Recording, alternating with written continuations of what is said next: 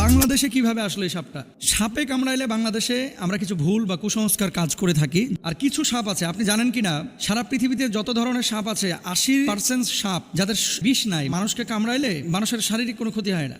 এবং সাপের একটা নেচার আছে, কিন্তু আপনি যতক্ষণ পর্যন্ত তারে খোঁচাখুচি না করবেন ততক্ষণ পর্যন্ত কিন্তু কামড়ায় না। খেয়াল করে দেখেন, ধরেন আপনার পাশ দিয়ে চলে যাচ্ছে, আপনাকে প্রথমে কিন্তু ছোবল মারে না, এটা সাপের একটা বৈশিষ্ট্য। কিন্তু এই রাসেল ভাইপার বাংলাদেশে যেটা ছড়িয়ে পড়েছে, সাপের ব্যাপারে কিন্তু হাদিস আছে একাধিক। এবং এক্ষেত্রে আব্দুল্লাহ ইবনে ওমর রাদিয়াল্লাহু তাআলা আনহু, তিনি সাপ দেখলেই কিন্তু দৌড়ান দিতেন এবং মারতেন। আপনি বলবেন যে হুজুর কেন তিনি মারতেন? নবীজি সাল্লাল্লাহু আলাইহি ওয়াসাল্লাম এক প্রকার সাপের ব্যাপারে খুব সতর্ক করেছিলেন সাহাবীদেরকে। কোন সাপ? দেখেন, নবীজি সাল্লাল্লাহু আলাইহি ওয়াসাল্লাম সেই সাপের ব্যাপারে, আনা আয়েশা রাদিয়াল্লাহু তাআলা আনহা ক্বালাত আমরা রাসূলুল্লাহ সাল্লাল্লাহু আলাইহি ওয়াসাল্লাম বিকতলি জিত্তুফিয়াতাইনে ফাইন্নাহু ইয়ালতামিসুল বাসার ওয়া ইউসিবুল হাবাল। আয়েশা রাদিয়াল্লাহু তাআলা আনহা থেকে বর্ণিত, তিনি বলেন রাসূল আকরাম সাল্লাল্লাহু আলাইহি ওয়াসাল্লাম পিঠে দুটি সাদা রেখা বিশিষ্ট বিষধর সাপ মেরে ফেলার নির্দেশ দিয়েছেন, কারণ তার দৃষ্টিশক্তি কেড়ে নেয় এবং গর্ভস্থ সন্তানের উপরে বিরূপ প্রতিক্রিয়া সৃষ্টি করে। গর্ভে যে সন্তান থাকে, এরকম কোনো মাকে যদি এই সাদা রেখা বিশিষ্ট সাপ দংশন করে, তাহলে সেই সন্তানের উপরে ইফেক্ট করে, মায়ের উপরে ইফেক্ট করে। এটা নবীজি নিজে বলেছেন। কোথায় আছে হাদিসটি? এই হাদিসটি আম্মাজান আয়েশা সিদ্দিকা রাদিয়াল্লাহু তাআলা আনহা থেকে বর্ণিত। আরেকটি হাদিস, ওয়াকালাল আবতারু ওয়াদুত্তুফ ইয়াতাইনে, নবীজি কি বলছেন? লেজ খসে যাওয়া এবং পিঠে দুটি সাদা রেখা বিশিষ্ট সাপ। আব্দুল্লাহ ইবনে ওমর রাদিয়াল্লাহু তাআলা আনহু একটা সাপ দেখলেন, তারপরে এটার পিছু নিয়েছেন। অন্যান্য সাহাবীরা ওনাকে বলছেন, এই তুমি কোথায় যাচ্ছ? এই যে সাপ, নবীজি সাল্লাল্লাহু আলাইহি ওয়াসাল্লাম তো সাপ দেখলে মেরে ফেলতে বলেছেন, এই জন্য আমি মারার জন্য যাচ্ছি। তো সাহাবীরা বললেন, তুমি কি শোনো নাই যে ঘরে এবং ঘরের বাইরে যে সমস্ত সাপগুলা মানুষের আশপাশে থাকে, এই সাপগুলো তোমাকে দংশন না করলে, তোমার ক্ষতির কারণ না হলে তুমি তাকে হত্যা করতে পারবে না। এটা নবীজি নিজেই নিষেধ করেছেন। তাহলে কি এখান থেকে বোঝা যায় যে যেই সাপটা আপনার শরীরের জন্য ক্ষতিকর, আপনার জীবন বিনাশ করবে, সেই সাপকে আপনার হত্যা করতে হবে। আর কিছু সাপ আছে, আপনি জানেন কিনা, সারা পৃথিবীতে যত ধরনের সাপ আছে 80% সাপ যাদের বিষ নাই, মানুষকে কামড়াইলে এই মানুষের শারীরিক কোনো ক্ষতি হয় না। এবং সাপের একটা নেচার আছে, কিন্তু আপনি যতক্ষণ পর্যন্ত তারে খোঁচাখুচি না করবেন ততক্ষণ পর্যন্ত কিন্তু কামড়ায় না। খেয়াল করে দেখেন, ধরেন আপনার পাশ দিয়ে চলে যাচ্ছে, আপনাকে প্রথমে কিন্তু ছোবল মারে না, এটা সাপের একটা বৈশিষ্ট্য। কিন্তু এই রাসেল ভাইপার বাংলাদেশে যেটা ছড়িয়ে পড়েছে, এই রাসেল ভাইপার 100 বছর আগেই কিন্তু বাংলাদেশ থেকে প্রায় বিলুপ্ত হয়ে গেছিল। এটা সাহারা মরুভূমিতে পাওয়া যেত, আরব বিশ্বের বিভিন্ন দেশে পাওয়া যেত। বাংলাদেশে কিভাবে আসলো এই সাপটা? এখন আমরা জানি না যে এটা কারো ষড়যন্ত্র কিনা বাংলাদেশের কৃষিখাত ধ্বংস করার জন্য। এই রাসেল ভাইপার ছাড়ে দিলে কৃষকরা ভয়ে মাঠে যাবে না, ধান কাটতে পারবে না, বা জঙ্গলে যাবে না, কারণ এটার ইফেক্ট কিন্তু কৃষিখাতে অবশ্যই পড়বে।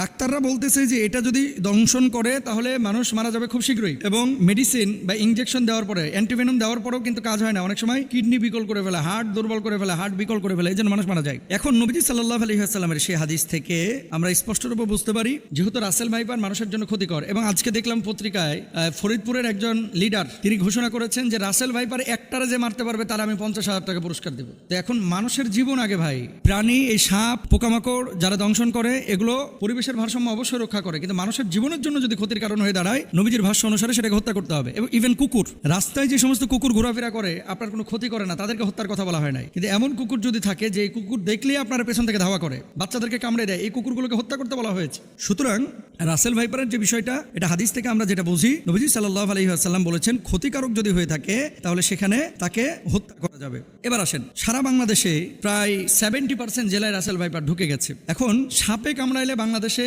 আমরা কিছু ভুল বা কুসংস্কার কাজ করে থাকি, যেগুলো আসলে চিকিৎসা বিজ্ঞানের আলোকেও অথেন্টিক না এবং কোরআন হাদিসের আলোকেও অথেন্টিক না। মনে রাখতে হবে, যখন কোনো বিষয় আপনার শারীরিকভাবে কোনো ক্ষতি করছে, প্রথমত আপনাকে কারণটা বের করতে হবে যে কি কারণে এটা হলো। সাপে কামড়াইছে, সাপে কামড়ানোর পরে এই বিষটা কিন্তু আপনার শরীরের মধ্যে ঢুকতেছে। এখন আপনি শরীরের মধ্যে বিষ ঢুকেছে, ওই জায়গাটা না বেঁধে আপনি নিয়ে গেলেন ওঝার কাছে। ওঝা কি করতেছে? ওই তদবির করতে করতে করতে করতে, আগে যেমন বাংলা সিনেমায় দেখা যাইতো, ওই যে বিন বাজাইতেছে আর কাইটা যেই সাপটা দংশন করছে এ আবার উড়িয়া চলে যেতেছে একেবারে। হ্যাঁ, আসার পরে ওখানে মনে করেন মুখটা দিয়ে আবার মনে করেন বিষ বের করে ফেলে। এগুলো মিথ্যা কথা ভাই, এগুলো কোনো ভিত্তি নাই। তবে হ্যাঁ, নবীজি সাল্লাল্লাহু আলাইহি ওয়াসাল্লামের সাহাবীরা একটা কাজ করেছিলেন, সূরা ফাতিহা পড়ে ওই জায়গাটায় থুথু লাগিয়েছিলেন, তারপর ওটা বের হয়ে গেছিল। এর মানে এই না যে থুথু লাগাইলেই সাপের বিষ বাইরে হয়ে যাবে। কামড়াইছে রাসেল ভাইপার, আর আপনি নামাজ পড়েন না, রোজা করেন না, থুথু লাগাই দিতেছেন, থুতুকে ওখানে কপ ফেললেও কিন্তু বিষ বাইরে হবে না। এগুলো খেয়াল রাখতে হবে। তাহলে আপনার করণীয় কি? আপনাকে যাইতে হবে ডাক্তারের কাছে। আপনি ডাক্তারের কাছে যান, যাওয়ার পরে আপনি চিকিৎসা নেবেন। আর ওঝা, তারপরে বিন বাজানো, এই সমস্ত জিনিসগুলো অথেন্টিক যেহেতু না,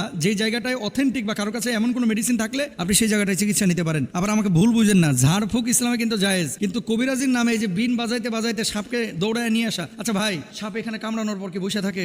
বুঝলেন কথা? ধরেন কামড়াইলো উত্তরা 10 নম্বর সেক্টরে, সাপটা 10 নম্বরে কামড়ায়া ওই ভাসতে ভাসতে ভাসতে ভাসতে রাত্রে সফর করতে করতে টঙ্গি চলে গেছে। এখন আপনি এখানে বিন বাজাইতেছেন, সাপ আছে টঙ্গিতে, উত্তরা 10 নম্বর থেকে গাড়ির আওয়াজে সাপ বিনের আওয়াজ পাইবে কিভাবে? জিনিসগুলো কিন্তু একটা ভাবার বিষয়। তাহলে আমরা এই বিষয়গুলো খেয়াল রাখবো। সাপে কামড়াইলে চিকিৎসা নেওয়ার চেষ্টা করব।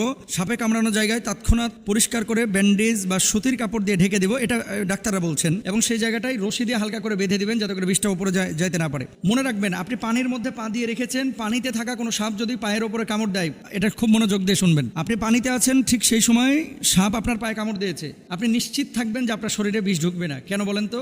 সাপটা যখন কামড় দেয়, বিষটা যখন এই তার দাঁত থেকে বা মুখ থেকে ছাড়ে, বিষটা ছাড়ার সাথে সাথে পানির সাথে মিশে ওই বিষটার শরীরের মধ্যে ঢুকে না। এই জন্য সাধারণত বিষধর সাপ পানির মধ্যে কামড় দেয় না। এই ধরা সাপ টোরা সাপ যেগুলো কামড় দেয়, চিন্তার কোনো কারণ নাই। কিন্তু শুকনো জায়গায় যদি আপনারা সাপে কামড় দেয়, বি কেয়ারফুল, এখানে আমাদের সচেতন হতে হবে। অনেকে সাপে কামড় দেওয়ার পর ওই জায়গাটায় মুখ লাগায় চুষে বিষ নামানোর চেষ্টা করে, এটা সম্ভব না। চুষ দিয়ে বিষ বাইর করাটা, এটা বিশেষ করে রাসেল ভাইপারের কোনোভাবেই সম্ভব না।